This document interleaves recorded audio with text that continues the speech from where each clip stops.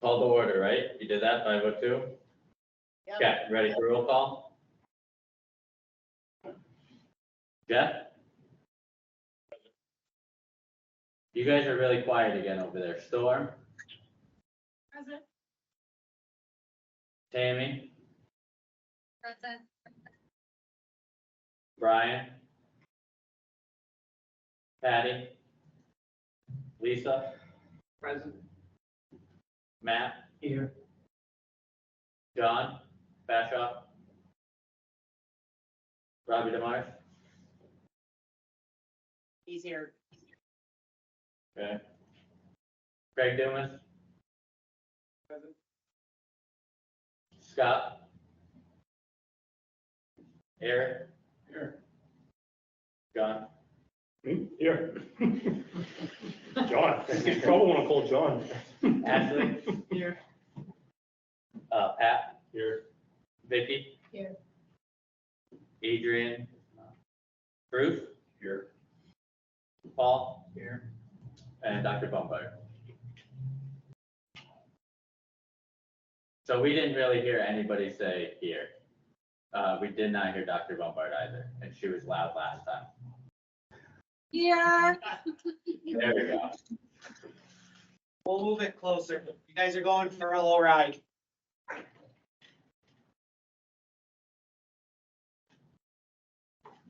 My gosh.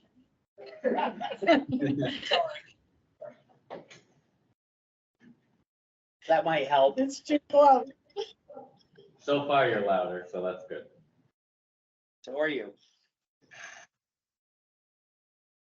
So think because this is the annual meeting, you guys need to do elections. So if we want to jump to the nominations committee.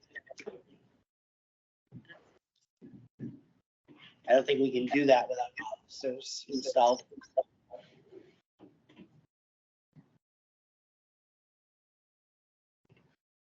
So, excuse me. So for chair, we only got one person that was interested, and that was Tammy. So we'll nominate Tammy for chair. Said I was interested if nobody else wanted. You were Nobody else deciding. has to do so. That I would do it. Well. Is there anybody else that's interested?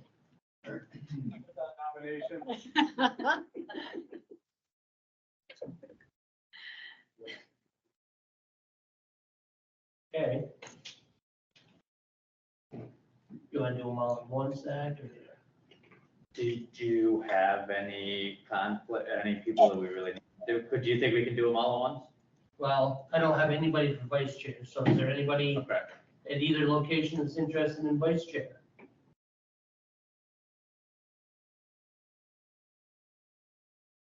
Somebody wants to help Tammy. Somebody needs to nominate someone who's not here.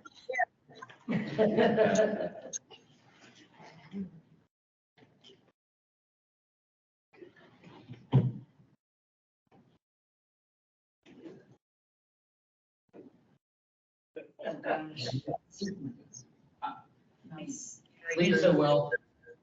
I'll nominate Lisa Fish. Is there anybody in the Southern Tier who would like to be vice chair? It sounds like Lisa Fish. Lisa, Somebody needs to pick up. you just said Lisa. Oh, Lisa, perfect. I'm over that. Yay. Secretary, Eric is currently the secretary and does not wish to remain in that capacity. So is there anybody that wants to be secretary? Anybody?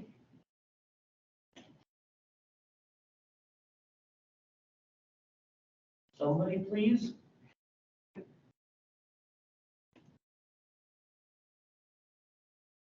Amy, beg somebody up there to help you.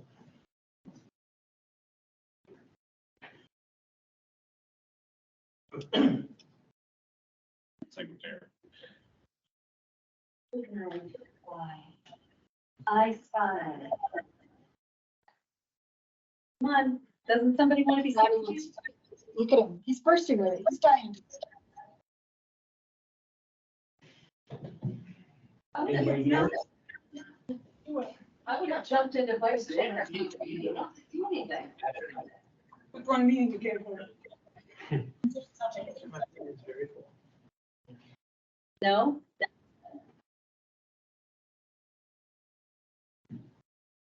Can we leave it vacant and fill it next time?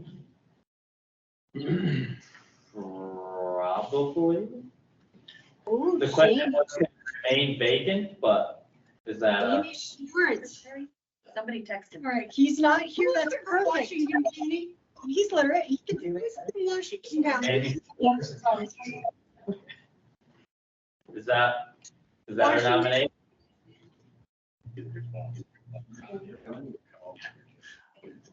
Good people.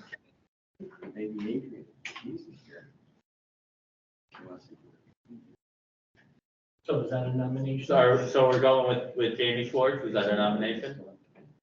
Well, we're texting him, he's not here.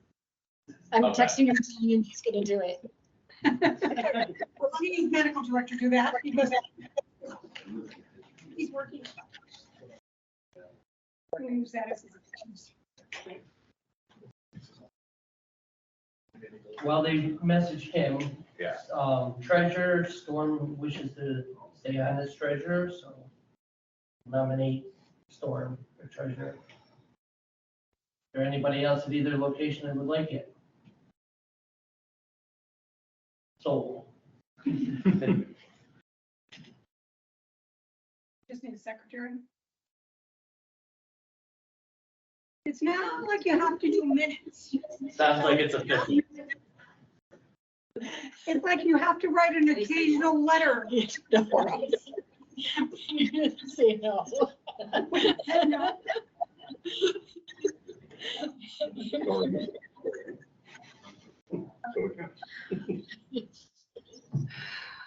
I think those four.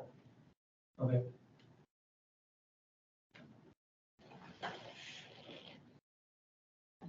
I'll make a motion to close the nominations then. I don't know if I can nominate someone or not. I would agree with the nomination. I think Jamie should have been.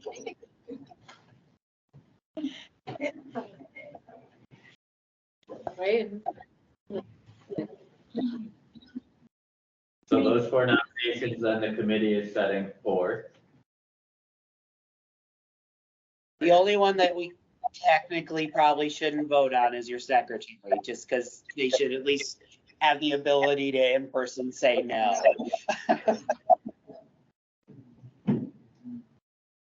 can't believe you want 3 out of 4 representatives from counties. Yeah, that is true. Oh, he didn't say no, but he didn't say yes. Yes. Okay. Cool.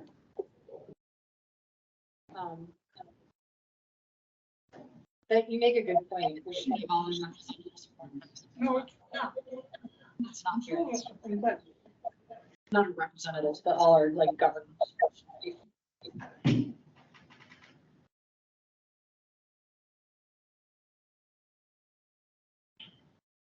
all right, so we're just waiting to hear from you. I don't think he's gonna give you one way or the other.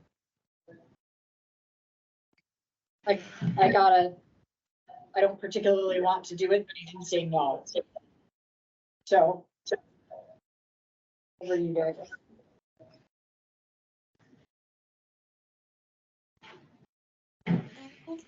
Three of us in Clinton County voting. Yeah. Yeah. So they nominated Craig for secretary. He's been sitting on the executive. Anybody saw that? He's close. So you just need to call for them. So somebody gonna make a motion to cast one ballot? I will. Who is that? Matt did. Okay.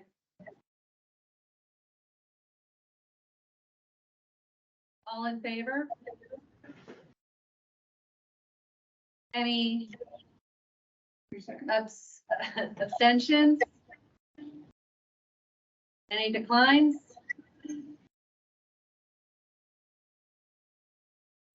So moved. Good to go. Now you can do the review and approval. That's right. Let's review has everybody had the opportunity to read last month? Meeting, January? I'll make a motion.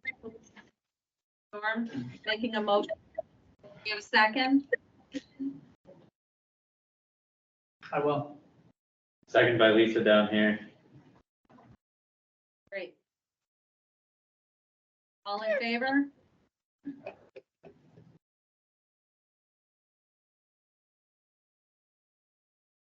Any noes?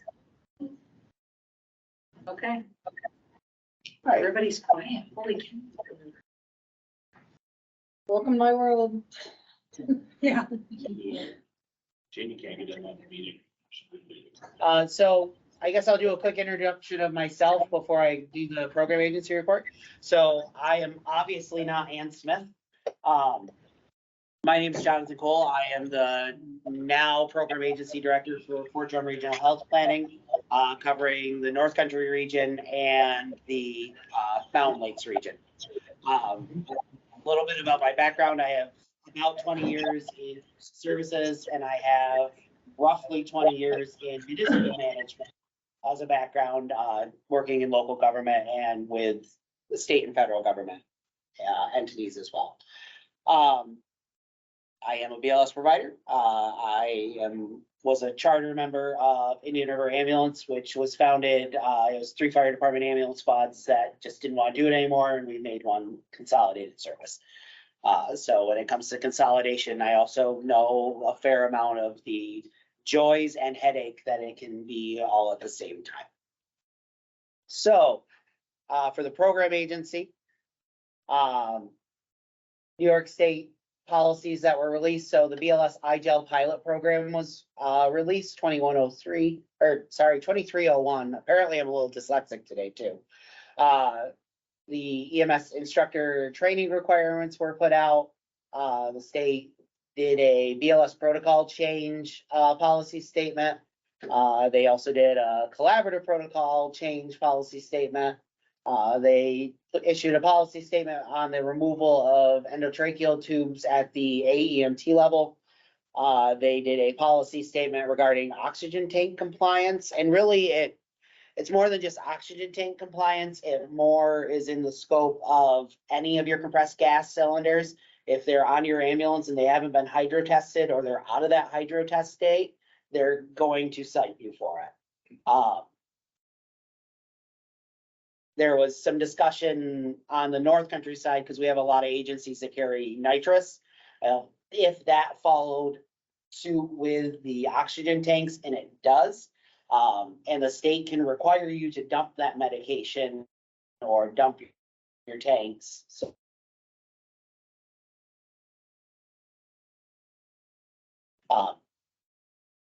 scope of practice by level of care, they issued a policy statement on. They issued some pilot education programs, which are pretty cool. We found out about these at the program agency meeting in Albany as they were posted. So we didn't really get too much of a heads up on it. So there's 4 different things that the education programs are for the pilot. One is that every course sponsor in the state is allowed to do one EMT style academy class every year. The next is paramedic course sponsors can do an EMT to paramedic refresher style course. It's an intro. It's a Yep. CME, the CME program. Yes. So you'll be able to go and get your card recertified, but you'll also learn like some more in-depth like pharmacokinetics and advanced A&P out of the program. The third is a basically like an internship program, where if you have a street provider who comes in, or a street person off the street who comes in and wants to take the EMT course, but they want to see what it's about, They can come in, they can do ride time with you, figure out if it's something that they like. But by doing this and filling out the form that the state has now, it qualifies them to be part of the, they can be vouchered for, as part of that course, because they don't technically belong to an agency. So you don't But have they to will. adopt them at your agency and take them on full time, but you give them this internship course that allows you to sign their verification statement, I believe. Yeah. Is how they set it up. So that you could then, if you're the person who's paying their tuition, you could then voucher for them if they pass the course. So it gives you another avenue for all of these people who may want to take a course, may want to be part of your agency, who you're not sure that without some kind of introduction and for them coming and riding with you for 12 hours. And during that course, you're going to teach them, you know, you may not teach them a full evac course, but you may teach them how to work the sirens, how to work the equipment, how to do various things when you're on a call with people, so that it doesn't take the place of EMT training, obviously, but it introduces them to how they interact with patients, basically, and how they interact with your crew and what their responsibilities are. And there's I think it's a fairly generic outline that the state has put together to do it with. I don't think it's something you have to make up. I guess you can make it up out of your head. What do you think is important to you as an agency that you'd want to see this person do before they got into an EMT course, to make sure that they were what you wanted them to be when you got with them? Which gives you another avenue for funding, basically, I think. So there were changes to the educational funding policies, so it's nowhere near where it should be, but there are increases now to the course sponsors for their classes. They did not change if you're a CME refresher, they didn't change the funding for that. But if you're actually going through the courses and doing a refresher or doing your initial certs, they raised what you'll get from that. The health commerce system, if any of your agencies are not in the health commerce system, they need to be. But if we are moving into the phase now where we're going to actually be able to start registering providers for health commerce accounts. So you can go in yourself and look up your card status, when you expire. You can print your own certification now. Up until recently, it's been either your agency leader or the program agency who had access to do that for you. Or Storm. Well, Lori was putting it in the same day. That doesn't mean they were. So if you don't have your agency is in it, or you don't have your own personal account, reach out to us. We have a quick little sheet on how to get yourself signed up for it. So your pediatric emergency care coordinators. So we need to be just ensuring that all the agencies have those. If you have any change or adding anything to it, email us at our paperwork address. We can get that stuff updated. If your agency doesn't have one, here's the link to register, and you can contact our office. We will gladly share that with you. And if you have any questions about the PEC program, there's the email address for that. Again, it'll be in the minutes, attached to the minutes, but we're more than happy to be able to get you guys in contact with those resources if you choose to use them. Because there usually is sometimes some funding attached to some of their initiatives. So protocol updates and education. We do have the learning management now system up and running. It is completely free for everyone in the North Country and Mountain Lakes regions. If you haven't seen an email from the system for you to sign up, just contact our office. Jessica is our clinical coordinator, and she will get you squared away with your account. And if she can't, Zach will, or I will, or Amanda will. It is, again, like I said, all free. And right now we're in the process of building actual renewal tracks for CME renewals. So if your agency is online with the state as being 100% CME online, you will be able to use this free platform to be able to do your recertification. I know Jess has talked to Bruce with Elizabethtown about uploading their lectures that they do through their throughout the year. And we're working with Clarkson over on the North Country side, to upload their speaker series as well. And if you watch the lecture, there's a small quiz associated with it and you get the CME credit. So it's pretty easy and user-friendly. Dr. Bombard has a couple trainings that we've already uploaded onto it, and people have taken the TXA and epistasis ones. So I have one question before we move on from that, just because it ties into this. So you said that those people who have been verified to do 100% online, have we changed 100% online? Because I've not seen the state retract that. So That it was, away from. so as part of the executive order, that, so you can apply to go. So Right now now, we have to apply. and now you have to apply and have like the contract verbiage, which we have template contracts that we can provide to everybody, no problem. If you're already doing it 100% online, they're not taking that away from you. Well, we did But- it through COVID. So Right. It was one of the calls that Gene was on with the program agencies. He was very clear that they're not gonna be super strict about it, but they are gonna start watching it again. So this is just a good way for us to kind of get ourselves ahead of the curve.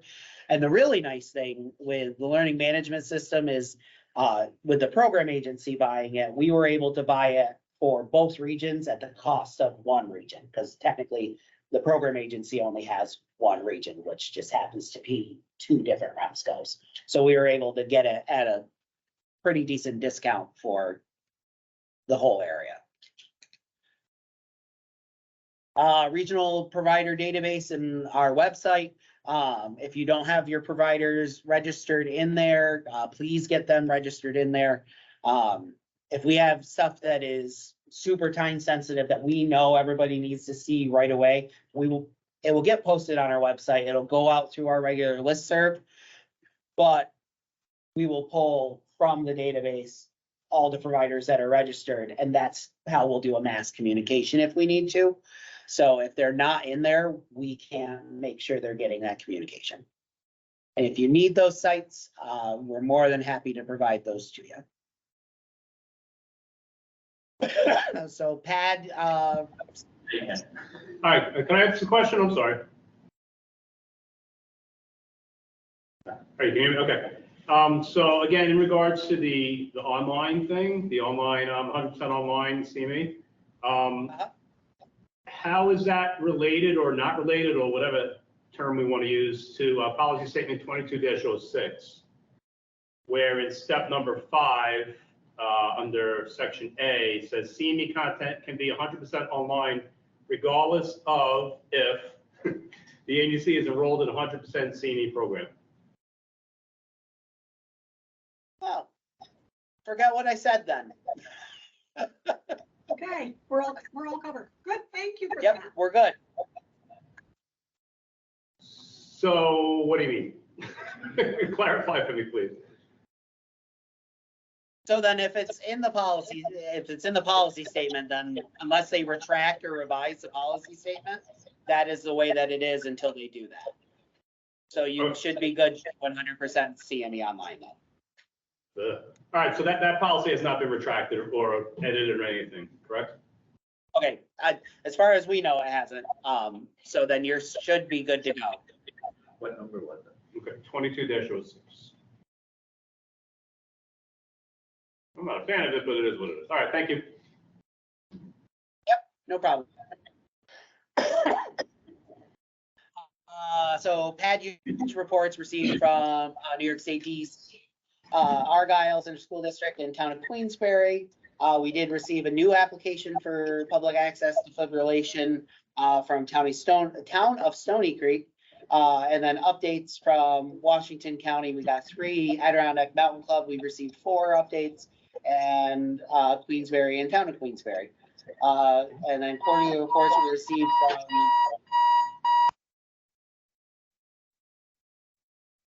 from Greenwich, Salem, Hartford, and Queensberry. So the state has the BLS iGel pilot program going on right now. These are the agencies that we've received in office requests from. The one that's not on there is Lake Placid. They did request and I signed that and sent it back to him yesterday.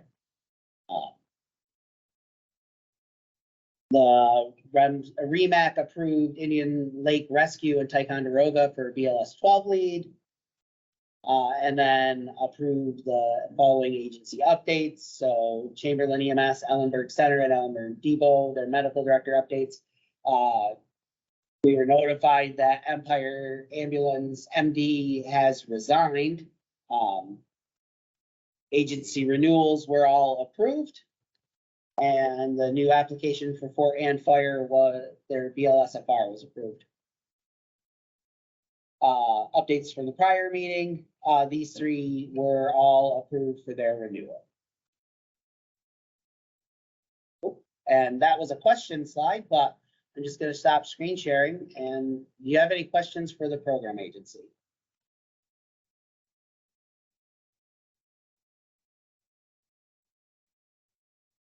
Awesome, your turn.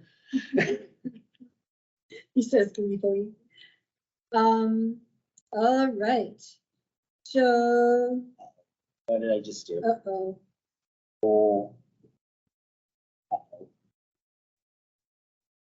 there we go. Okay, sorry. We're back. We decided that I would send a letter of support for the Mohawk Ambulance CON in Glens Falls from the REMAC. That Mohawk Ambulance had requested a letter of support from us, and there was a lot of discussion surrounding that, but the upshot is I am going to sign and send that letter. We did not hear from the state because they're at some sort of super secret meeting today. We don't know why. Sounds scary. We heard QA and QI from Clinton, ECH, Alside, North Country, Glens Falls, and Dry Lakes. No, not Dry Lakes. If anybody wants to try and resuscitate the QA group from Dry Lakes, it'd probably be a really good thing. And at some point, we should do that. The CMAC report from Dr. Lombard was actually given by Dr. Cole. Yeah. And Storm and Tammy. You guys want to do that? I'll let you two talk so it'll pop up along. Oh, it's on there later, isn't it? I'm sorry, I'm just reading through the REMAC agenda, so more on that later. This is exciting. We approved, at least, we almost approved a reciprocal agreement between Mountain Lakes and North Country regions. So what this agreement is going to say, and we'll get it out to you soon, is that if you are a North Country EMS provider, but you transport to Mountain Lakes hospitals or vice versa, and so you're operating in both regions, you don't have to do CME and submit your CME for both regions, right? Like do one or the other wherever your home agency is. And we have now, or we will now give you reciprocity for that. You don't have to do your paperwork twice or any of that foolishness. We have a similar agreement with Central New York and, well, North Country has a similar agreement with Central New York and Mid-State. It's exactly the same language is my understanding. Yep. It's worked well for years, and it just keeps people from tearing their hair out trying to like keep up with 2 regions worth of like silly office requirements. Eventually we'll talk about like maybe we can align the CME so it's more similar. But regardless, we just agreed to get along, which I think is great. So that should make everybody that works in 2 regions much happier. We have a little RSI update from Bruce Berry. Bruce, are you down there? Kind of thought I heard your voice, no? No, Bruce.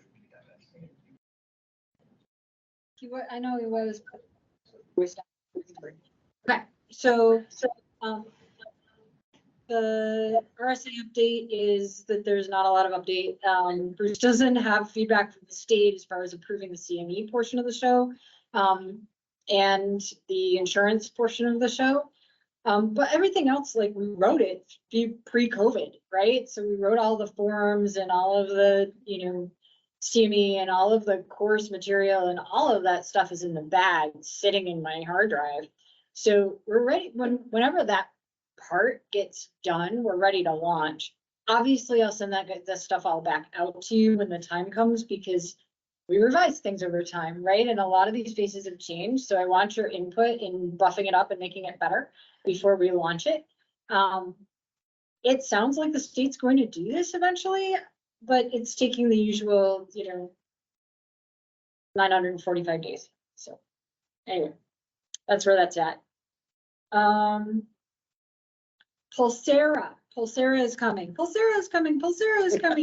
We think, sounds like. John, you want to talk a little bit about Pulsera? Sure. So I'm sure that people in the southern part of the region are already semi-aware of Pulsera with Glens Falls Hospital moving towards it as part of Albany Med. We're seeing it also in mid-state region as well as the central New York region, which are where we typically transport out on the North Country side. So it just kind of makes sense for us to start moving in that direction. It's a platform for patient notification to hospitals, but it has a lot of cool little things inside of it that it'll allow you to do. And the base mode of it is my second favorite 4-letter F word, which is free. So until the hospitals decide they want to do extra add-ons onto it, it is free for the end user and for the hospital. And even if the hospital adds different things to it, it is still free for EMS. So basically what you would do is you go and you create a patient channel, but through that patient channel, you can send your BLS 12 lead or your first 12 lead that you have on scene to the receiving hospital. They can communicate back with you saying, yeah, you bring them here, or no, you should be going to Glens Falls or Burlington or someplace of more definitive care. It also creates a patient channel for good patient care. So your BLS first response unit gets on scene. If they have an extra person standing around, that person can get their phone out and start a patient channel. And then when the ambulance gets there, they can transfer that patient channel to the provider that is on scene. And when the provider can then transfer it to the hospital. So we're seeing just this continuity of care and documentation where we're able to track what happened with that patient when first responders first got on scene, all the way up through to where they're into the hospital. If they get moved to another facility, like that patient channel stays until the hospital closes it. And then they are supposed to update in the system the end results of what the patient was either discharged with or diagnosed with. So you have that full circle effect. I don't know if that's fully happening now or not, but it is a functionality of the system that they can do. So we have started as the program agency, preliminary talks with Pulsera of what the rollout would look like and how long they think it could take to do, with a goal of September of being able to say that we are starting to use this in the field. But it will start with the hospital systems first and getting them up and online with the system, and then it will go to training EMS providers on how to use it. But without the hospital buy-in, it's kind of dead in the water and we can't do anything really with it. So as we get more information on that, you'll get emails from either myself or Zach or Amanda, who is in our Watertown office, or Jessica, who's our clinical coordinator out of the Watertown office. That's all I've really got to say about that right now. I think that's all I've got to say about that. It's just one little, I don't know if it's a comment, whatever. Just so you're aware, the Pulsera down here in the southern tier, at least with Warren, Washington County, it's been used for the past couple months. There was I think there was a little bit of a culture change, of course, a couple speed bumps, but I don't think I haven't heard any major issues recently. It's just getting used to something different. That's all, but it's been going for at least 2-3 months. So. Are you getting the patient dispos back out of it? Is it supposed to give you like the diagnosis and a little bit of? We're not getting feedback. No, we haven't gotten feedback. No. Like, that's a huge advantage out of this thing, right? Otherwise, like, just fine one way or another. But we need to get peacefully. Is that? Ideally, the way it's set up is first, You keep going in and out, Dr. Bombard. I don't know how to fix it. Can you mute your back? Talk. Okay, I'm talking. I was told to talk. That'll Is fix this that. better? Maybe? So the way Pulsera is supposed to work is, it's supposed to feed you back the, like the patient diagnosis and some information about the patient. If you put the patient into the system, that's what the system is supposed to throw back to you at some point. I'm not sure what the timeline would be on that. But, you know, to me, I'm like, I could care less about another way to communicate between pre-hospital providers and people in the hospital. We can do that 8 ways to Sunday or not, or whatever. But, you know, we seem to take care of the patients well, whether we talk to each other or not. It's just really convenient to kind of know what's coming to be, so you can like throw somebody out of a room and make room if you need to. That sort of thing is great. Or, hey, we got this cool 12 lead, or, you know, that's nice, but it's not 100% necessary. But man, if they can get that part rolling where you actually understand what happened to your patient later, holy cow, would we all be smarter. So it breaks my heart a little bit when you say it's not working yet. We can't lose sight of that, because otherwise we're just, this is stupid, right? Yeah, I think that, I agree. I think another that's gadget. really benefit. I mean, cellular in some of our areas, I mean, it has to be up here in, you know, Yeah, it's Franklin just, County area. I mean, cellular is very sketchy. You know, some areas that's have generous. absolutely no problems connecting, but Right. shoot, just a mile from my house, I couldn't, you know, I cut out 6 times on my way here, Yeah, using cellular. So, Right. there's no cell service at my house at all, Yeah. period, none, zippo. well, I get some Canadian cell Which I service. love, actually. I think that's great. But I think the benefit, you know, I have so many people that come to me and say, hey, what happened to my patient? Hey, Great, what was the outcome? yeah, And I do think that's valuable. And there's a lot of reluctance for staff to give feedback to crews because of HIPAA and all the regulatory stuff. And all the questions around, is it presented in an educational fashion? Because that's what HIPAA says we can do. right, So that I think is a true benefit for Yeah. sure. absolutely. Maybe something on our end as we're rolling it out, we can work with making sure that that's implemented at all the hospitals well. Hold them to honesty. All right, cool, that is the REMAC report. And I'm writing a note to talk to Forrest from Pulsera when we talk this week to see why it's not happening, and if it's something they can approach the hospitals and say, hey, can you do this? The time to do it is when you roll it out, Yeah, because that's the last Well, time we- they'll pay attention. So When you sign the contract, that's, you know, and there's likely got to be a, you know, Yeah. business agreement with There'll be a information PA, yeah. sharing and. Yeah. It's next. Committee reports. The executive committee, to my knowledge, hasn't met. I'm nope, executive. we're gonna kick those back off now because we know who the executive committee is. So I have something building off of the REMAC report, though. We just had the agency renewal motions, from them, which I don't know if you guys want to do those now or later, but. I don't have that list because it wasn't on the agenda. So. Sure, so from the REMAC, it's the Indian Lake and Ticonderoga BLS 12 leads, which would be, I guess, a forwarded motion. Then the other one is the 2-year renewals for Essex County, Lake Placid, Morrisonville, and Rouse's Point. And then we had the new BLSFR application for Fort Ann Fire. And then we had the extensions from January for City of Plattsburgh, Shazy, and Owl's Head. All approved. Yay. So those came over as a forwarded motion. They were just from the second it, meeting right? that wasn't a meeting. Remember, we had a meeting with no quorum last time around. So those 3 got deferred for 3 months because. we Right, didn't have- so REMAC sent them to REMSCO as a forwarded motion. We have to second it and approve it, right? Yep.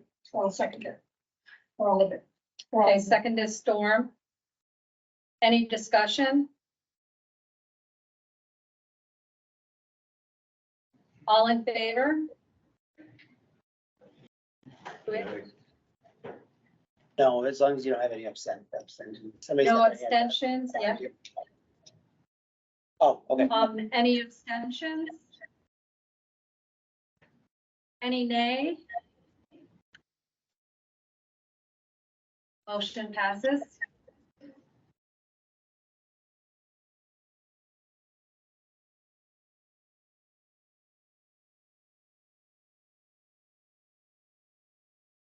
Okay. Is that all we need to do on that? Mhm. No, Yes, it's, thank you.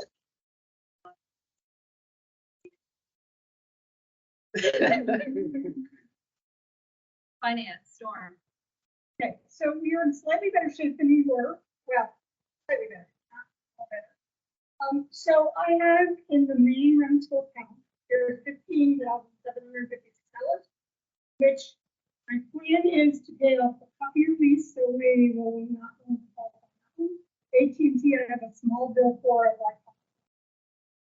And then High Peaks is our big one, which we're probably gonna give them $5,000 this month, and hopefully we will have the rest of the and we will pay them more money. Plan is to give them $5,000 a month until we get that paid off. We're in about 30. Better, well, and we're gonna need two. I think we're doing great. We are doing great. We are. It's just a little nauseating, well, but we're They doing great. know that. I've been very upfront with everybody to say, I know you're raising the money. I'm sorry. I'm doing the best I can. Are they? They're not happy with it, but they're, I mean, the only other thing they could do is take us to court, which would be non-productive. Kick the microphone or something, or microphone close. We totally lost Storm now. So we were just talking about the High Peaks bill. She is planning to pay them $5,000 a month as long as we can afford it until we pay it off. And I commented that how much we had left, and she said 37,000. I then asked if they were okay with us paying that, and she said not really, but you know, the only other option for them is for them to take us to court, and then we file bankruptcy and they get nothing. So, or the judge would order them to just accept the 5,000 a month until it's paid for. So, you know, I haven't heard from them. They were calling me pretty regularly about the bill. So I assumed that we were making good headway. Well, and I think we paid off half of it. So I think we're better than we were certainly in September. September was bad. We had $87,000 we owed them. So we're making progress. We're not where we need to be, but we're better. So that's the REMSCO. We will gradually, the only bill that I am not currently paying, and I know that that is to some degree hurting some of you, is the CVent account, which is like, they have given us a settlement cost of $7,000, which would give us access to all of the records from the last IAC conference. Unfortunately, if I pay that, I will not be able to pay High Peaks. And I think that probably High Peaks is the one we wanted to concentrate on, because we owe them the most money. So to CVent. CVent is that record, so they did the record collection of people who attended the conference and other stuff. So that's where we are with that. How much though? That it's, I think that the buyout is like $8,000. Originally I think a $17,000 bill. They're willing to take a buyout of half of that. But at this point, unless the state, depending on what we get from the state for this year payment, will depend on whether we can pay it. My goal is obviously to pay all of people. The Education Corporation is doing well, given the courses that we are currently running in Warren and Washington County. So we have a total of $18,570 in that account, of which we have encumbered Tuesday, let's see.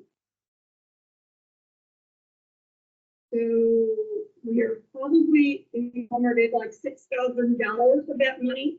That is without paying. Ashley, you're currently running the course, am I right? And I have not seen a bill or your payroll. So I don't know what we need to encumber for your payroll. My goal is to keep us ahead going forward, but I have $3,000 in more than $3,000 in accounts from previously that were on the bill.com site of people we had not paid for classes for lab instruction and final practical skills exam. So that almost $4,000 I would like to get paid off. If you'd like me to do that, and then keep moving forward, but it will depend on obviously how much I need to uncover for Ashley's information. Most everybody has paid their tuition bills in the first classes. We have a couple of people who are still waiting for money from. But for the most part, people have paid all of the tuition. They will not be allowed to test if they do, even if they complete the course, if they do not pay their tuition. Right, so that's kind of what we've set the standard. So the Education Corporation looks to be doing okay at this point. The CWIN account is a frozen account. We don't use that for anything except CONs. It has $7,555 in it. 7,500 of that, 7,500 of that is money for the first CON, which we'll talk about in a little while. What we don't use with that money, we need to go back to where it came. So we will keep a current balance of $55 just to keep that account open so we can have a place to put money and put money back and forth. Unless we can figure it out. And then the AHA account has, after we pay for all of the cards that we have bought, has about $3,000 in it. Remember, there is about $10,000 of outstanding, unclaimed recovery of money. And I'm going to look for somebody to help me send out these emails again to get people to pay their invoices for this year. Because I think we can recover all of that money from September. It's just a matter of hounding people for the money. And then we should be good. So we sent out cards to people that hadn't paid for cards. We have to send them out in 20 days. We can't wait. I can't wait for the email. We have a commitment to the American. Wow. But to buy cards, which I've been buying, the payments of that for the report.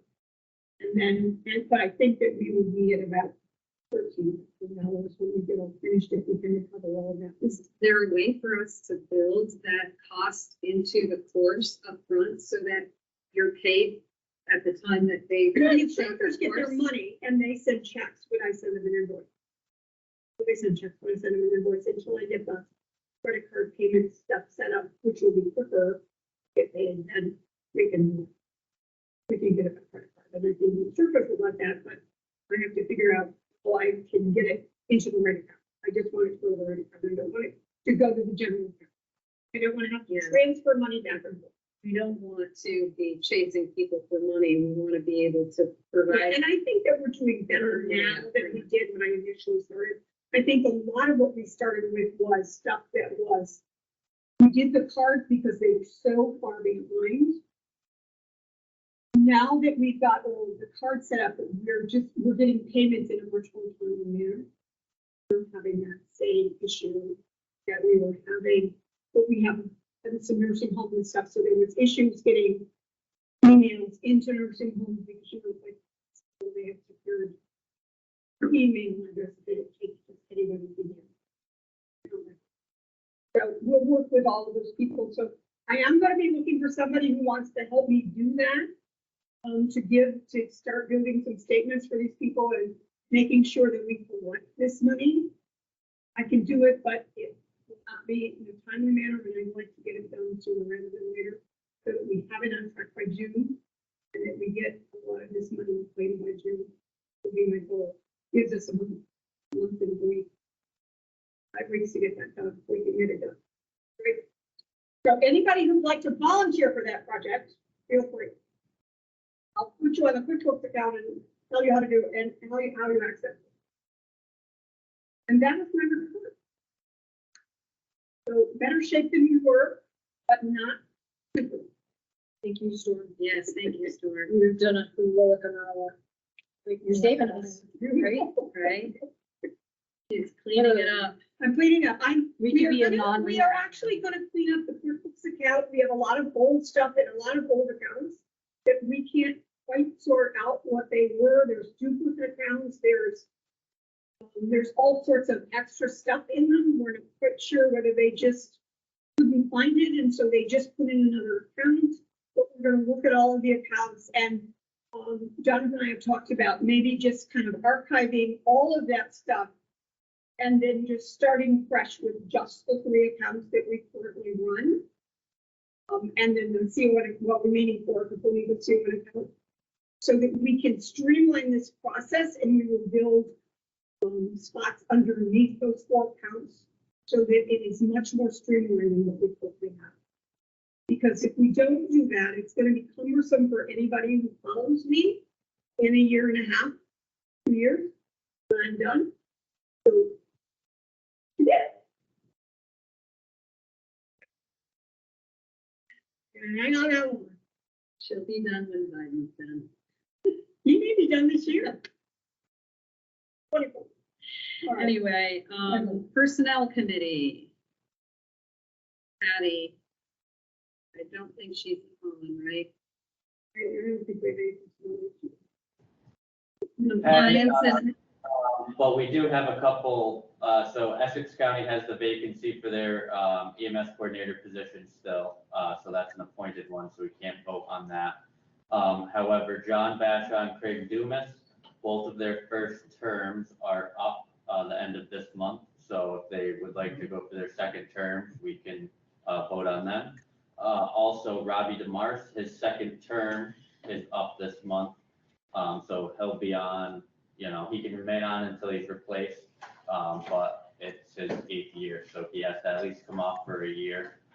So Franklin County will have to make a nomination for our next meeting for his position.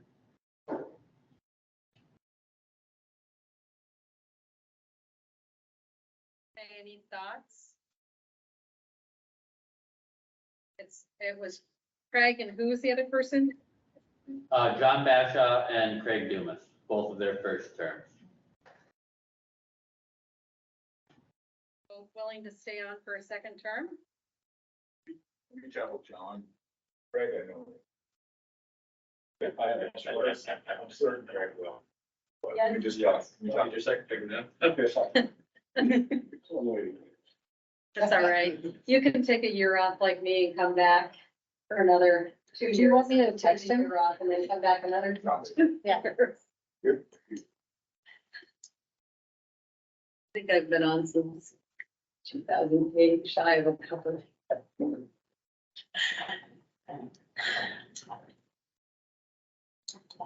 And Robbie. What are we doing for Robbie's? We chat with Rob. We're gonna bring that back next meeting, all 3, or? I don't know. Do we have to do something this meeting, Zach? Well, so if we want to do their first terms, or technically they have until, this meeting, we would have to do it because they would have been up the end of April. So for the first term, for Robbie's term, we'll have to wait because we'll have to do a process. So I can go with Scott on that. We need a recommendation from one of the current members of Franklin County and his resume for whoever's going to be the new person, 2 letters of recommendation and stuff. So I'll make a list up of what we need and get that to you, Scott. But then for the first terms, we can vote on those if those 2 are willing to remain.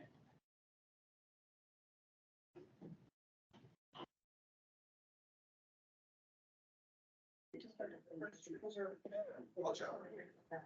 I'll chat with him. John Bachelor. Okay.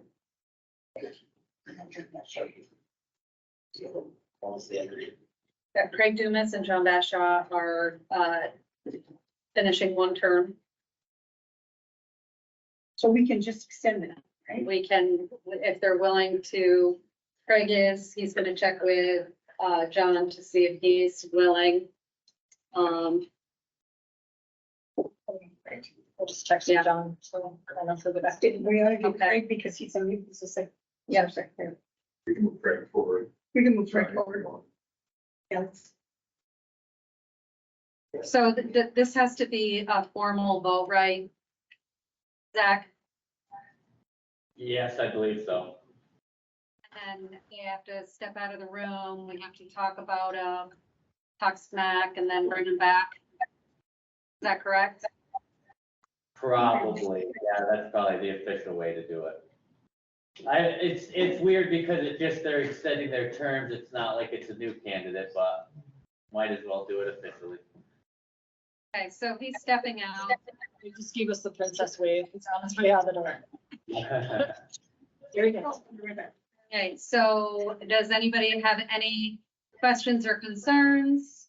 No, he's been very supportive of the executive committee. Craig has been great. He's been at every meeting. Steps in with us.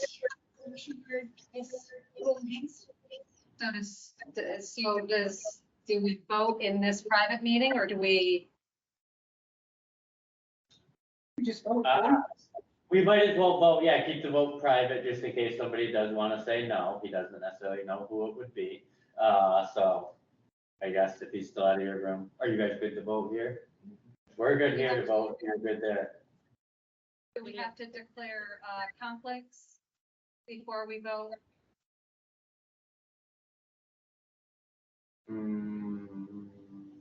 I don't know, that's a good question, I guess, I don't know. Combination from their county though, it's not a conflict unless it was somebody from their own county would be the only conflict. But they're nominated essentially by their county. Yeah, I mean, essentially, they would have been nominated from a current member, and also a current member of their county, before, and we would have got their letters and stuff like that, so. I mean, All right, so do we have to do a roll call or are we good with all in favor?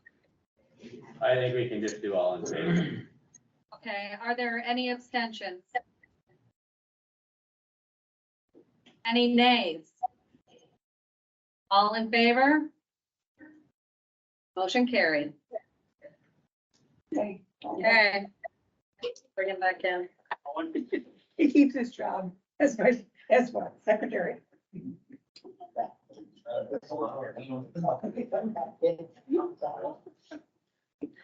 That was a tough decision. Thank you.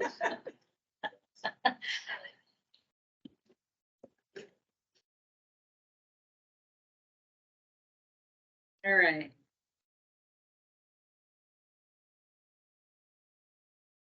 Compliance and Audit Committee. Lisa? I have nothing. Okay, Systems Committee.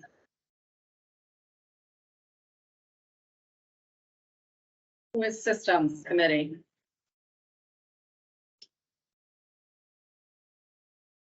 I don't think there's an actual chair for the committee. Okay. Yeah, I think Bryce was the chair of that one. Say that again? Who is? Bryce was the chair before, so I think it's now, there is not one. But now also we'll have to get with you, Tammy, to do committee seats and stuff like that also. He's been gone for over a year. Right, but he was before. Did we ever bring anybody out? I don't think so. Because we haven't had a CON since then. No, we just did a COE. Guys, we did it on January 9th. or Yeah, the January- transfer. That was a transfer, but it's still. Still. Yeah, Bryce was here and did the one in January that we did. Bryce only left in like February around there, so Bryce has been gone for that a little bit. Before that, though, it was Chief Schrammel was the chair before that. So who's on that committee? Who are all the people on that? It might be me. There's only a couple, 3 or 4. They should have gotten emails recently about this one, so they should know who they are. I can look up the list. That'd be great. It might have been me. It'll be probably quicker for Was you to this find with it than me. Ann? Was This this is from the Ann? goal. Nope, it would have been from me. Cool, I did get one.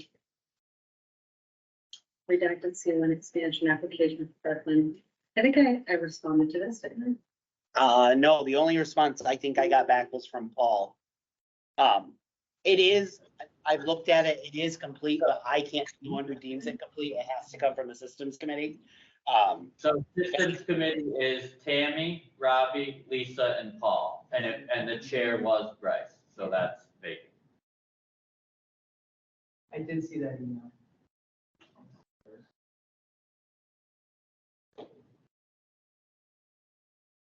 So I've never been on the systems committee. Welcome.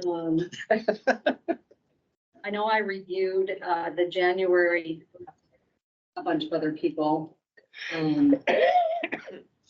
But is there like a So process because map that we could follow to? ish, 06, so it's policy statement. So the systems committee deems the CON as complete. It starts the time clock for a 60-day period. I think it's 60 days. I'm pretty sure it's 60 days.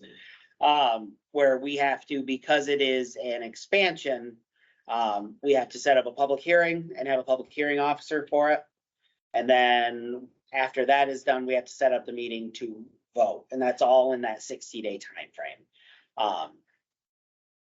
It is complete. I have the F&Cs all separated off for when you guys say go to send it to the state for approval, because that's part of the process as well.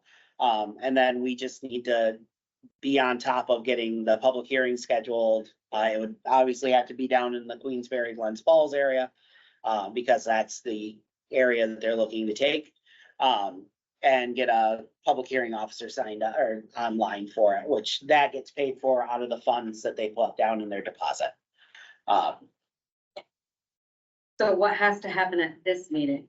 You just need to tell me it's complete, and then I can move forward with it.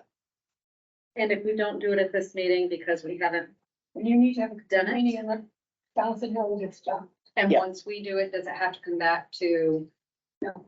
REMSCO? No, once It you just guys goes deem to it you. complete, you send it to me and I take care of the rest. Through it, I didn't see anything missing, but I mean, yeah, I looked before. I read through it. Yeah, I mean, both of us down here read through it, so it looked okay as far as I was concerned. As far as you're concerned? Yeah. Yeah, as far as we were both concerned.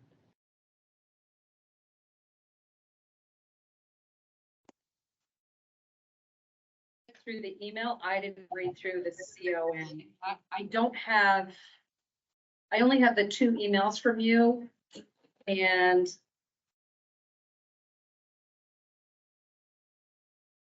I can read through this right now, if that's helpful. I can.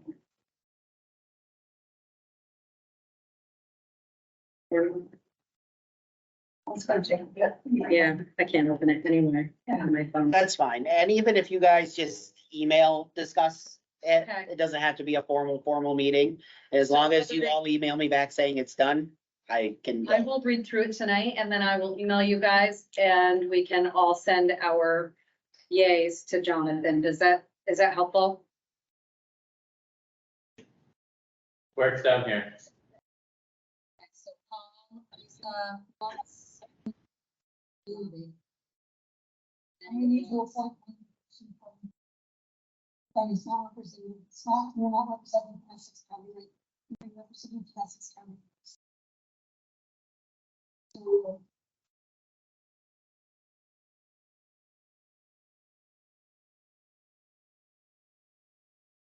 Okay. Have anything else under that? Nope, that's all I have for you guys on the systems. Education committee?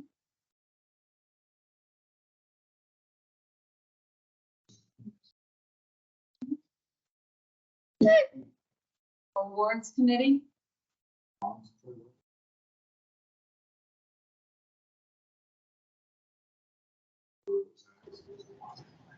If Robbie's talking down there, we cannot hear anything up there. You had this got valve section. Okay.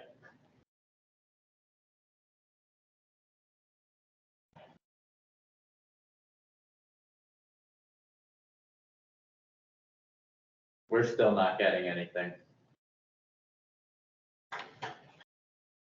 You're gonna have to. Let's see. How's that, Zach? That's better. All right, so what you sent up, Zach? I'll just read off the nominations that the nomination committee would like to report. So ALS provider Casey Brett, BLS provider Hunter Bell, provider Aaron Manning, Quality and Safety Award Lisa Fish, Educator Award Darwin Trombley, and EMS Communication Specialist Jamie Grant. I'll leave that list to the secretary, which I believe is correct. You give it to Jonathan because he's gonna send. I'll take it. He's gonna send it in the state, right? We have all the things, right? If we don't, I'll get a hold of Robbie. I'll get him. Okay. Next on the agenda, nominating committee, we've already done that. And county coordinator reports, Clinton County, Storm. I don't have anything exciting. I'm so busy, I can't keep track of myself. Okay. And anybody have Essex County? Okay, good. I can, basically, we're doing a lot of CPR classes with day camps that are gonna be opening up for the communities. We're doing a lot of CPR training and first aid training with fire departments. We've implemented a new policy that anytime there's a cardiac arrest call that goes out, the fire department's automatically dispatched with EMS. All the fire departments have AEDs on at least one piece of apparatus. We've also implemented a policy where we do status checks on EMS after they've been on scene for 20 minutes.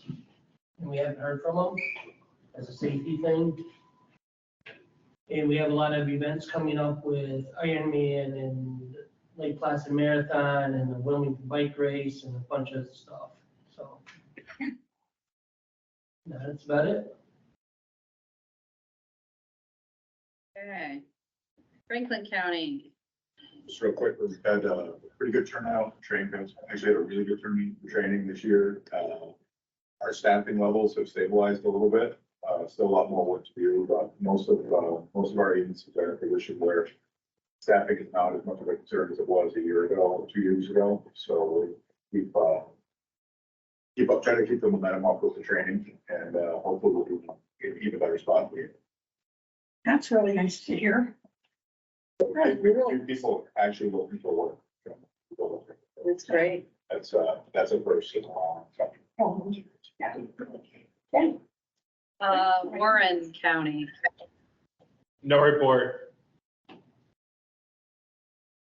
Washington. Just that, future EMS meetings continue. Beginning of the month, we had a meeting with the Public Safety Committee and a few others supervisors that chose to attend. Did a presentation for them, and then they went over to the Fort Edward EMS for the displays, et cetera. I think it was well attended. I think it was well received. I'm not sure where it's going to go at this point, but I think it enlightened the supervisors. Not that I haven't enlightened them for all the years I've been sitting in this job. But anyway, that's about it for me right now, Jim.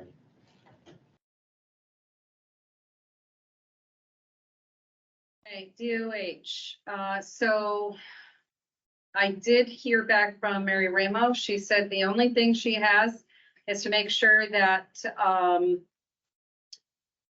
the O2 tanks in your agencies, even if they're rented or leased, need to be in date. And I assured her that Jonathan already brought that up to the group. So, so she was pleased with that. And CMAC, SEMSCO. So I'll talk about the blood stuff. Yeah, what?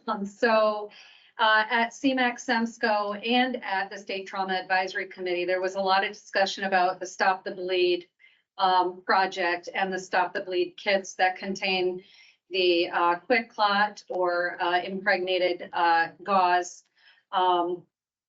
About 3 years ago, there had been a policy in place in the New York State Education Department in regards to the school system nurses not being allowed to utilize quick clot as it was considered a patient medication.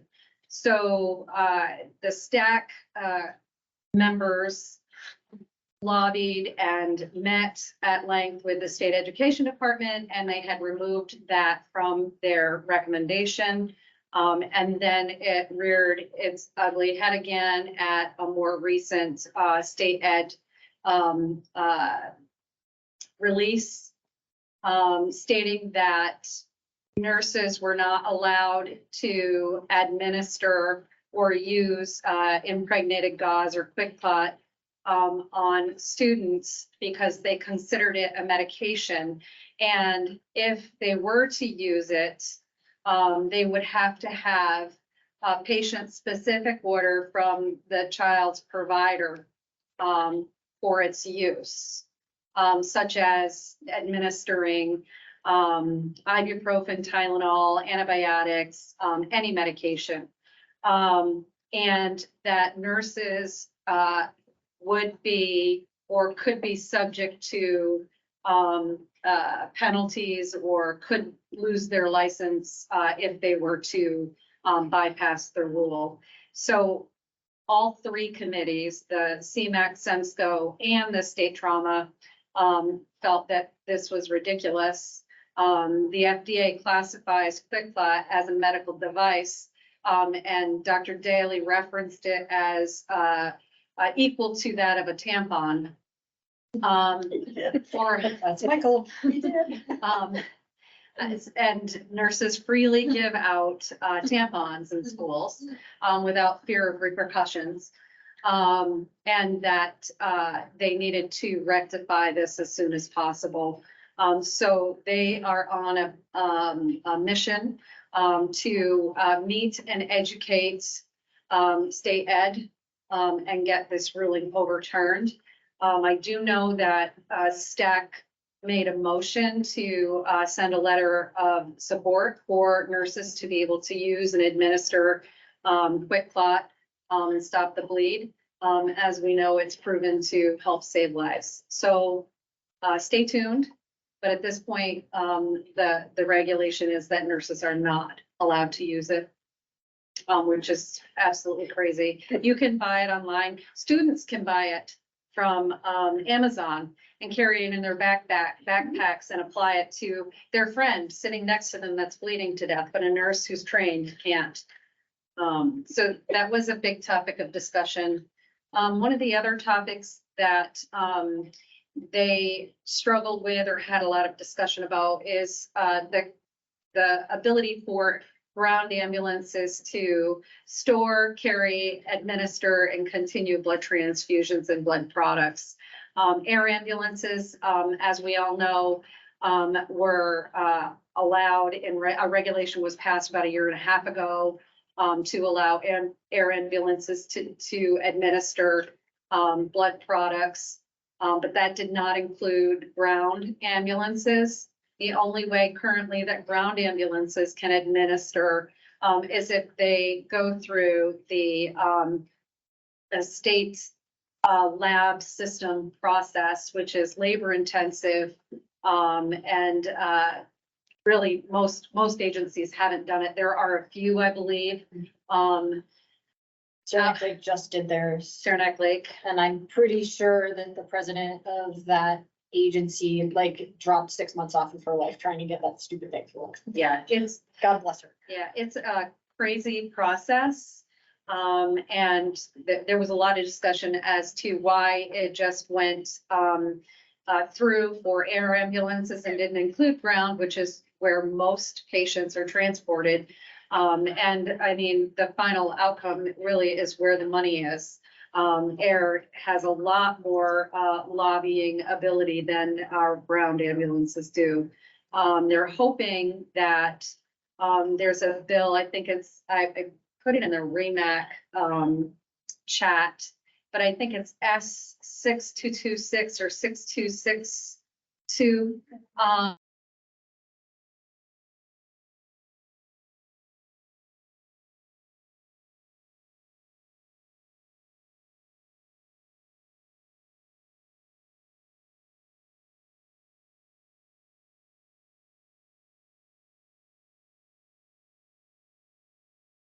We lost you, Tammy.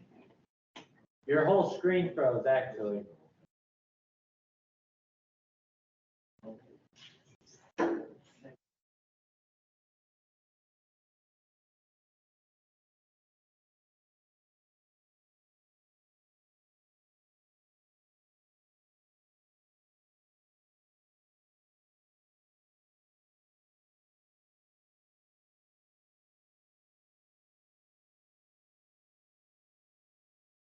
Cool, thank you. Yeah, well, it was Carly's idea, and she's. We're back. Sorry about that. Okay, so, this ground ambulances are still not allowed unless they have, lab approval, what's the lab? Wadsworth. All I could think of was Wells Guy, and that's the blood bank lab system. So if your agency wants to be approved to administer, carry, or continue a transfusion, then you can go ahead and, file for the Wadsworth program.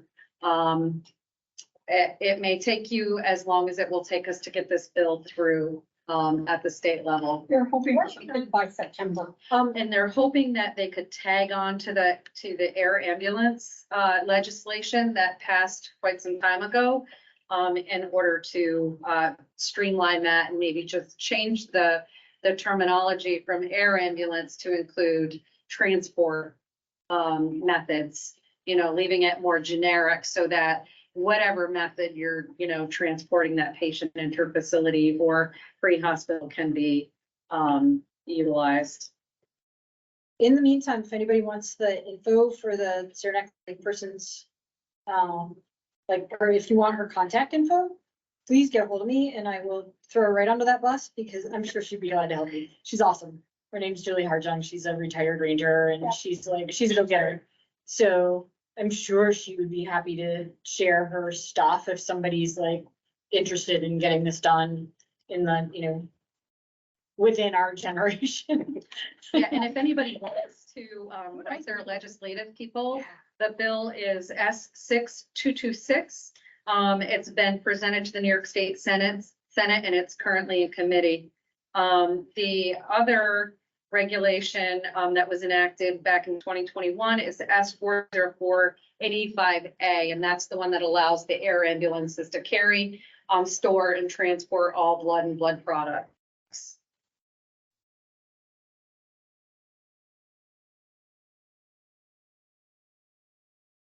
Reimbursement. I can talk about reimbursement. So I'll talk about all of the things. So REMSCO was looking at a couple of different things. They're looking at some requirements for agencies. What are the standards? What's achievable as a standard? And then what equipment is needed on your ambulance? So they're looking to revise some of that stuff, was my understanding, but that will be done probably over the summer and not get done much before then. So look for new stuff in the fall on that. There are some regulations that are up for public content. Education is going up this summer. Operations should go up, but I didn't write down a date for that one, so I'm not quite sure when that one's going up. If you were planning on taking the new National Registry exam and getting reciprocity in New York State, that was part of the emergency order and has gone away. So if you have to take the New York State exam now in order to be certified in New York State. So for classes going forward, this is going to be important for those of us who are in the education piece of this. It's not like you could, get your students off on a National Registry exam, do the National Registry final practical, through the National Registry, that they have reciprocity and National Registry, same time they have both New York State and reciprocity. That's not gonna happen at this point anyway. Storm, is it your understanding, so if they take this, the state, The state exam, so if they take the practical at AEMT, the paramedic level, they belong, right? With registry, so if they take the practical, you have to take the National Registry practical. I you believe. can't, did it change though? You can't. It didn't used to be that way. It used to be you could take the New York State, but I think at the advanced level, you have to take the National Registry. That's a question for National Registry. And I want to ask it. I would just look into it online, for basics anyway, if you've taken your there's New York State For practical basics, within it's 2 different. years. Yes, That's for good. basics. it's Yeah, different, basics but are I different. believe that for advanced providers like AMT and up, that you have to do check and see, but I think you have to do the National Registry I exam. think you do. Which means that you have to get a National Registry Yeah. exam proctor, and we had no success with that at our AMT exam in May, the first part of May. We could not get a proctor. The state, apparently it was supposed to go to the state. We thought we had somebody, they never showed up. National Registry thought we were set, state. I don't know, it got all convoluted anyway, so they all wound up doing their New York State, and they're gonna take their New York State exam. And then we'll have to figure out where they're gonna look at their National Registry state or AMT exam. So that is my understanding anyway of what happened. We talked about the inspection piece of it, so I'm not gonna do that. Education, they have increased funding for EMTs and CFRs, but they only increased it up to $800, which I think most of us are already charging in tuition. So I don't know that that's a significant benefit to us necessarily, unless you're sure that all of your students are gonna stay in class. Which is why most of us are charging tuition upfront. Because you have two people drop out, you've lost $1,600 a year on budget, which is what the problem is. There are some new pilot education courses out there. It is policy 2308. There are EMT Academy style programs of which every course sponsor will be allowed to do one. They are funded at a little bit different level. It is supposed to cover all of the costs. And I figured that didn't quite cover all the costs, but as far as I was concerned, but the state thought they did, which is fine. And so that's that one. There is a BLS Intro to Paramedicine program, which is a CME program for basic EMTs. They can get their CME credits out of this. I don't know that there's an actual, I haven't read through enough of the policy to know that there's an actual outline for the policy, or whether it is something you're going to build for a CME program. It is a higher level of A&P for that course and a higher level. So you don't know whether you want to go, whether you want to maybe move on. This is a good way to do your CME and to get a further higher level of education. So that when you go to do your paramedic, you've got a little edge on everybody else. Which makes perfect sense in my role as an educator. So I get that. There is a Tyler leadership. So there is a leadership, no, the leadership programs are different. There's a pilot education program. There's a program of which it's called a community internship program, in which you can bring people into your station, give them an 8 to 12 hour course about how to function within your station, how to function as an EMS provider. You will get, so you fill out, you do an outline, you send it to the state, it gets approved. You can then use that to say that you've actually, you can then sign your verification statement so they're eligible for funding at an agency level. So remember all those people who wanted to have their course paid for and you didn't feel like you wanted to pay that kind of money for them? If you can sign this letter and then they'd be eligible for verification. So they might still pay tuition to you, but they would then still be eligible for funding down the road. You could reclaim their tuition money as an agency. Does that make sense to you? But it's like 12 hours. It's 12 hours out of your life as an agency. So if you can get 2 or 3 people and then put them in an EMT course, it just makes perfect sense to me. That this is something we had talked about, like, we talked about doing an internship program after the course was finished, but somebody wanted to make it way too long, and I said, first of all, it's too expensive because it's costly to do something like this.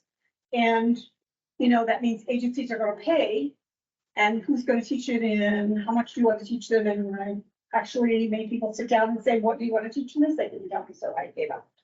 I said, I'm not building this course without a little input from people, so we didn't do that. We gave it, but that is that internship program that will allow people to get reimbursed for courses, even though you don't have them officially on your agency list.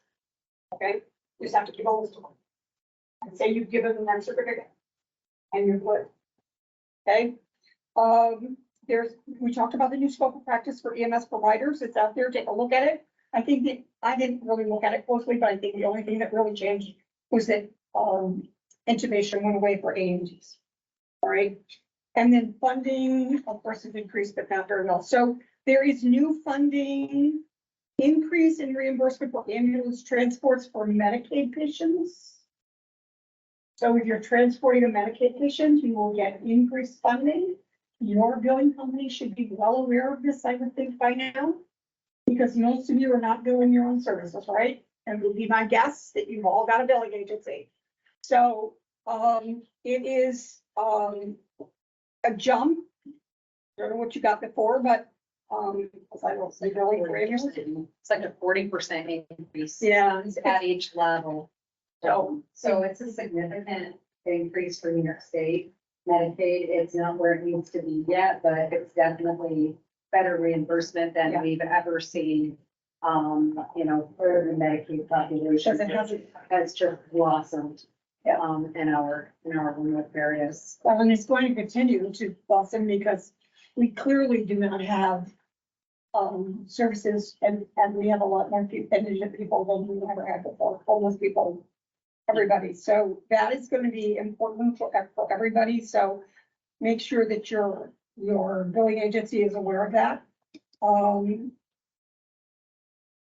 Protocol changes that are approved or addressed during the year will not go into effect until the next January. So the education piece, the protocols don't change. You may hear scuttlebutt about them. You may say that, oh yeah, I've heard that that's coming, but it's not into effect until the January of the next year.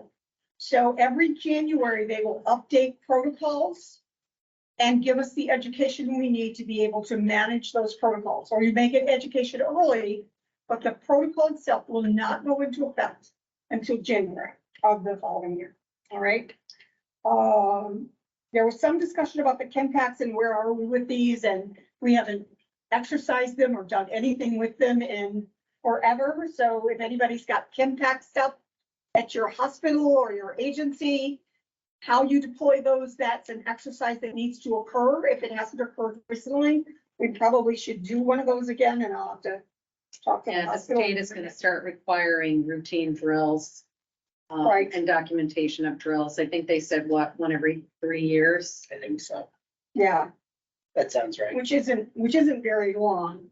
I mean, I think it's longer than it probably should be because there's so many personnel changes, but to drill it every year, it really does not involve EMS much. Basically in our county, at least, it involves law enforcement in the hospital and not That's the EMS state in the law. police in the hospital, and I think But that's where somebody it's ought to everywhere. make sure Yeah, I that, don't think it's different anywhere else. yeah, I think Yeah, that definitely in we this probably region, should so make we sure know those about drills happen better because those are gonna be. They did So for those of you not familiar, just so we're all on the same page, the chem pack is like, it's literally 2 pallets of organophosphate anode. Right. So it's a Not benzo, anything it's the benzo of the week, right? So know your benzos, because it's whatever one's cheapest. It's atropine, it's pralidoxine. And I Sure, think pralidoxine that's isn't all. in it. Pardon? I'm not even sure pralidoxine is in it anymore. They did away with the antidote packs.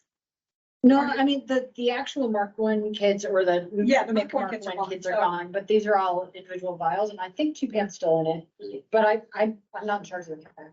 But anyway, when you deploy it, it goes with the state police from the deploying hospital is seen. So like Derenak Lake has one, I think Samaritan has one.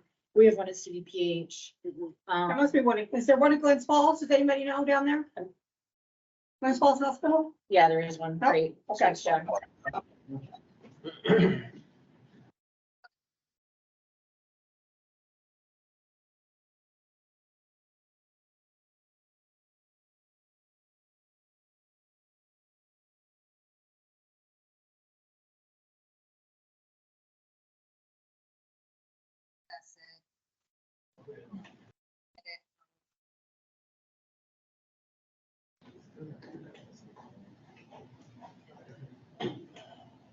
Been a very long time. Sometime like 5 years. They're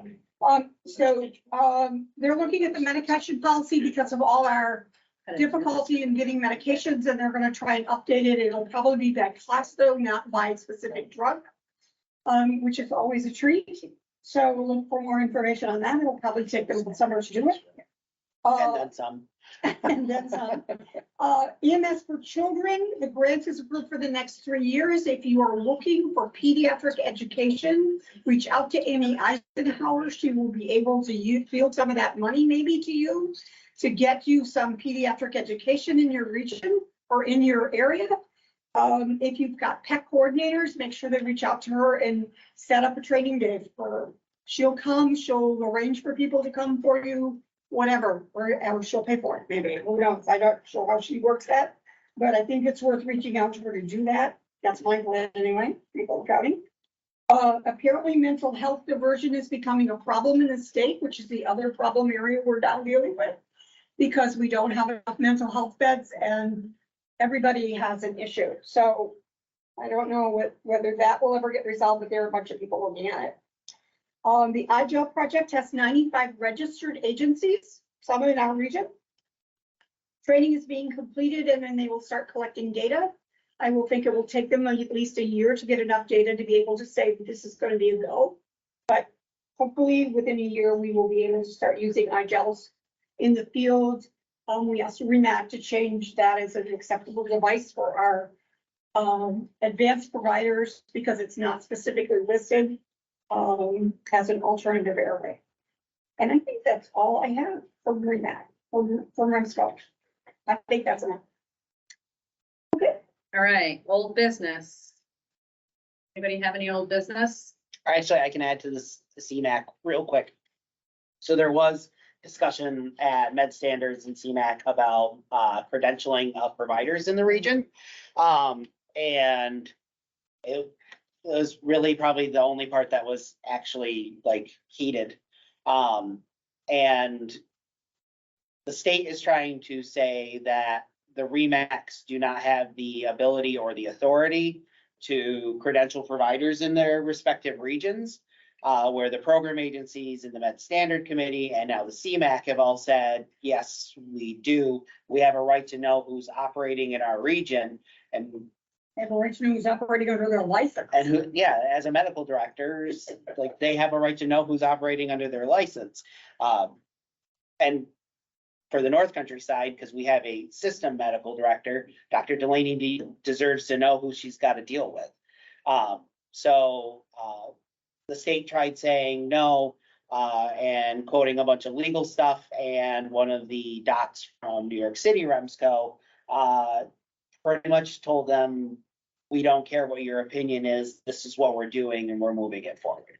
So we will still be able to credential providers. The real question is, if we decredential them, if there's CQI issues with a provider and we need to drop them from being a paramedic down to the BLS level and not run at a BLS level while they're being investigated, which I don't think really is a problem on this side of the region with the Mountain Lake side. I do know it's a problem on my other side of the region because CQI issues are typically turfed to the REMAC and then back to the agency medical directors. And we do a bulk of the investigation for. What was the impetus for that discussion? I didn't catch that. I don't really know. It was brought up, it predates me being in this position. There was a lawsuit, it was in Finger Lakes region. A provider did something not good. And the region stripped them of their privileges to provide any care. So they stripped them all the way, like, you have no licensure. In Article 30, we can't do that. So they challenged it and ended up going to court and turned into a mess. So that's what the state has grabbed onto, saying, well, you're taking their level of care away from them. We're not taking their level of care away from them. We're just saying that you can't provide that in our region. We are decredentialing you from running in the region until we can investigate and make sure that this is either just a blip and it was nothing, or maybe this is something that is serious and should go to the state. Yeah, and that is how we practiced before. If there are serious concerns, I mean, isn't that what you guys do up here? If you have concerns with a provider, you put them on notice, you investigate, and if there are real issues, you send it to the state for a final decision on their Right. certification. But, you know, depending upon where they're practicing, their agency medical director may not let them practice until the investigation's complete. Right. Well, and even from the state perspective, the agency medical director is that is the person holding the bag, right? Yeah. So, that is yeah, the The big one. agency medical director can always take people offline. Yeah. But the question is, could the REMAC take people offline? We put them online, so why would we not? Well, they're saying you can't, say that pretty much like that. Yeah, they're trying Yeah. to take all of that level of. And so if you have, let's say your agency medical director is not doing their job, could it be pushed to the REMAC for a decision? And the answer is we don't really know anymore. We haven't had to do that in Mountain Lakes for quite A very long time, Yeah, yeah, for quite some time. Our agency medical directors have just taken care of that. But it's always been an option, or if the agency medical director is new and unsure or whatever, the REMAC has always been sort of the catcher's net. But yeah, I don't think we've had to do it in 5 years. On the North Country side, I'm going through it actively right now with a medical director who's not engaged in taking action on some fairly significant CQI issues. So, I mean, and typically nightmare. the issues are education related, like the provider doesn't have the knowledge base, the skill or the competence. And they need mentoring and education and close follow-up. It's very rare that you find someone who's just really totally incompetent. I mean, in all the years it's been, one or two people. We've investigated, cases and situations, but very few people have not been competent or trainable. so it was heated-ish at the med standards meeting, but we'll see what the legal decision will be on it, because I know the state's gonna push it to a legal decision. All right, anything else for old business? New business? So I do plan on, now that I've kind of got my feet under me a little bit, starting to tour the side of the region. So coming through the Mountain Lakes counties and just getting to know everybody, getting to put faces with names and agencies. Mary has expressed interest in coming with me on some of those. She does.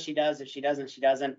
I come to be friendly and learn who you are and learn your agency's issues and how I can better use the program agency and our assets at FDR HPO to help you guys. That's what we are here for. Program agencies in the past have a lot of times been looked at as like a punitive arm, or, oh, you're having to talk to the program agency. It can't be something good. And that's not the way that I want things to function. That's not the way the FDR HPO wants things to function.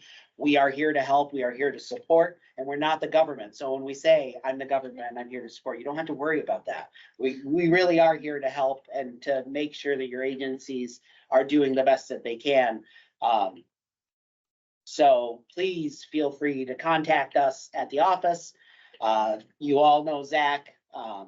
Get a hold of Zach, get a hold of me. We're more than happy to help with anything, look over policies that you may have. We're a tool at your disposal. Please use us. Jonathan, Yes, I have a question. okay. Maybe the whole committee can answer. I also go on with Northern Bear, one more principal, and I just reviewed our BLS ambulance for the state. The only things they asked us for was our lab certificate Yes. to legals. We weren't able to give them one because we don't have one because all of them makes us do paperwork. Right. Well, of course, the person that sent in the paperwork, well, now that we can't prove it, we'd say no. Well, I talked to Mary, she told me to ask you, because now what do we do now that technically we said no, but we don't know what we're underneath North Country and how North Country handles it. She thinks that we might have to do it individually. That sure helps. I'm sorry. So I'm not 100% sure on how it was done before. It was done as a group. Ann I, was working on this one. and I know Ann was working on it, and I actually talk to her every week. So when I talk to her probably tomorrow on my way to Albany, I will prod her brain for an update on it or where she was when she left off with it. Worst comes to worst, you would have to do it as an agency to do it. It's free still. Right, but I just wanted to know Yeah, overall. well, it's free if you're not, If you're not a parent. if you're not a transport, but So you it's just say you're a transport. No, Constables, no wait, Constables is free. yeah, Constables is not. $200, I think is what the price of it. but, It was the last. but I'm not 100% sure if we can do it or if it needs to come from the REMSCO. I just don't know where it needs to come from, if that makes sense. But it's something I will look into and I'll figure it out. I see that you just renewed for all set. How did you do it? I don't know, we don't have any new, well, you know. Well, I think I'll check with all my agencies, but I believe that they have all now gone to independently applying for their own. Because I think that was what the issue was. We had some people that were really going to use. So in order to get our stuff in, I think they all independently independently. Check with somebody's smaller agency, somebody's smaller agency, but you know, or they may not be able to renew it yet. Not sure how long that license lasts for. Because they're not a transport ambulance. I wondered what Christina has done. This came up as an issue, that's why I'm trying to. Yep. Well, I'll be in Albany tomorrow and I can gladly pull some people's ears while I'm down there. Right now, I mean, we don't have. But you understand, they don't have the time. I have to contact calls for me. So there's travel, they say that you do it, and I said, online. It's because it's. Right, well, and what we can do too is to get your agency back doing it again, is we do the Wadsworth process. And then we just fill out a new medical director verification form, adding glucometry back onto it. Have your medical director sign off on it and send it to staff. It's simple process. She did sign off, like, being able to do I it. don't remember Right. what. was Okay, but we sent that paper when they kicked it back denying it. Because we didn't have The Wadsworth with it. the certificate Okay, to send with it. okay. And that's what happens, they kicked it back. There must have been a global certificate for all agencies. Yeah, they had a different. I mean, so you could- Region, I'm going There was in it lapse It's a long time. when you went from somewhere in the end of the Travis era, the certificate lapsed. And so Ann was working on, like, can we renew that? Can we not renew that? And it sounded like we were going to be able to go back to doing that, but then Ann left us And it's complicated because, alone. you know, Sorry. well, because they would prefer everybody to have their own certificates because they can track them easier. Because they don't know who's under, you know, it's like multiple layers of stuff. So you've got the agency in Franklin County, the agencies in Clinton County, the agencies, and who's actually under the glucometer policy and isn't. That's it, it's a glucometer, come on. Right, it's a glucometer. It's not a big deal. Ugh. I get that. I I agree. don't know why. Let me look into it and I'll get back to you. Thanks, Jonathan. We're still gonna do it, because I think there's gonna be help on it. Well, I just. Oh, yeah. Yeah. Don't get rid of your glucometer. Go ahead and use it. Document it. We don't. You can blame me if somebody gets mad.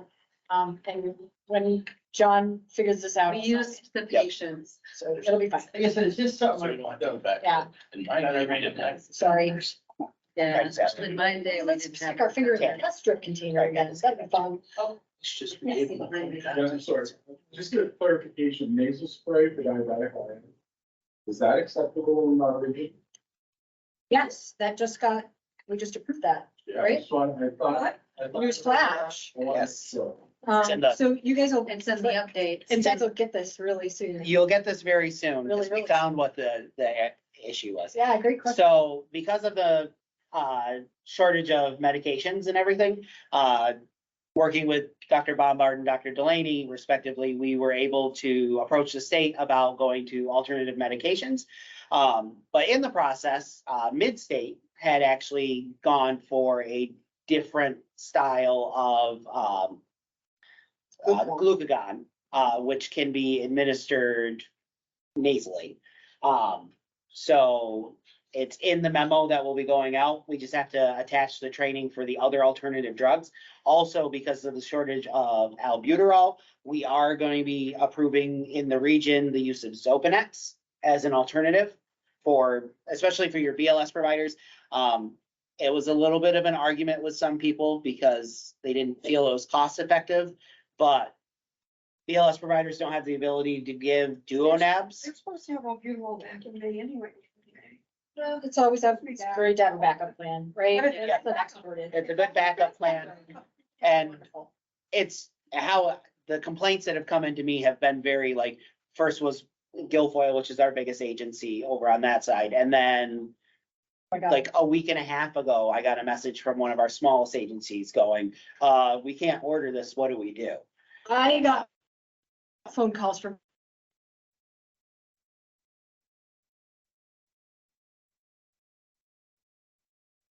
Next New York City guys was sitting next to us at the CMAX REMSCO meeting, was like, are you guys seeing a shortage of albuterol? And she's like, no, we're all stocked. so No, I know there is an overall shortage and we have had some areas that were short. fun facts that are coming. Zopanex is gonna be an option. Valium's gonna be an option. Ativan's gonna be an option. And, yep, lorazepam. Yep. Lorazepam and diazepam. Yep. And the nasal glucagon, do you remember what that's called? There's a The- branding for it. Go back or GVOC. Yes, and I think it got, Well, Is it so? I think we should just go to that. it's I fine. would love to I don't just know. use that and not IM. Yeah, so it's all good. Is You know, does it it's require fun. a premix? Is it, I mean, I don't know, I haven't ever used it. We have, we train with it. It's super easy. Nice. Does it come in like a pre-filled syringe or anything? Yeah, it's like that big, it's just it's not Rocket? even like the pad on the end. It has this, oh, like an EpiPen for your nose. Oh. Yeah, it's pretty. Yeah, it's like a timed auto injector. To me, it's like when the patient is bitey and thrashy, I'm always like, do I want to go for the IM or do I want to get close to their mouth? But you know, it's nice to have both options, right? Like Mhm. figure it out when you're in the situation. So lovely. I'd rather shoot something up somebody's nose than. Oh, You know, it depends on we the age kid. you as Some people are very snappy. I want to get near their teeth. But that will be coming out shortly. Jess was off today, so she couldn't update the letter in education to match. So as soon as we have that done, it will. Jessica Thompson, our new, what is her? Clinical coordinator. Clinical coordinator. She did a beautiful set of education You slides have for to this be stuff. older than 4 don't years like of them. age to use it. You'll have to clarify those, yeah, at the IM grounds, yeah, solid, because they were. It says it in there. I just don't, my memory isn't precise because I was like, oh, this is great. I don't. Well, I don't think- It doesn't apply. That intranasal is only, So approved- is It does this the say one it. you did stuff? intranasal is only approved for 4 years and older. So That's you it. as a Can't use pre-hospital provider have to be at least 4 years old to administer this. No, medication. you have to administer it on somebody who's over. All right, 4. fair Fair enough. You, It's it's a not nasal all that powder. expensive. It's actually much cheaper than glucagon. It's a You powder. get 2 doses for $25. No way. That's great. I love it. Maybe we should just go to this and see. Okay. We can't really hear everything everybody's chit chatting about there and everything, so we're just curious if we can get back to Yeah, this. can we adjourn? or Is there anything else on the agenda that we need to talk to or talk about or no? Yeah, because we need to leave here. So we were all just clarifying in the intranasal. Yeah. So moving on. Public comments? If no public comments, the remaining meetings are August 28th and October 23rd. Motion for adjournment. Motion. Goodbye.